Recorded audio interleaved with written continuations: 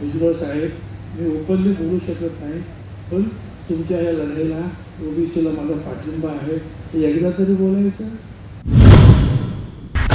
मंत्रिपदाचा आणि सरळ अंमलला रवाना झालो, पण मध्येच फोन आले की तुम्ही जाहीर करू नका केला.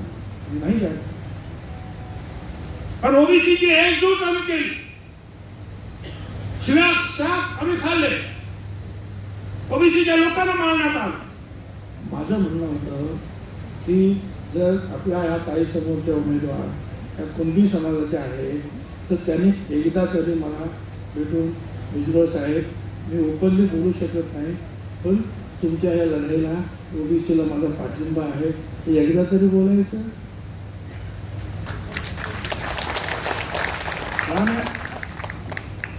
तुम्ही कुणबी आहात ना, ते ताईवाडे आहे ते म्हणाल, तुम्ही नाही म्हणाल.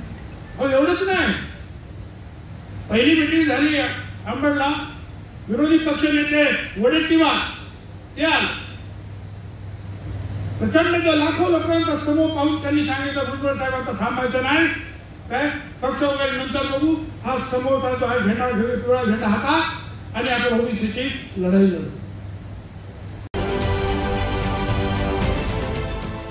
देश विदेशातील प्रत्येक घडामोडींचे लाईव्ह अपडेट मिळवण्यासाठी आता साम टीव्हीच्या सर्व सोशल मीडिया प्लॅटफॉर्मला लाईक, फॉलो आणि सबस्क्राईब करा.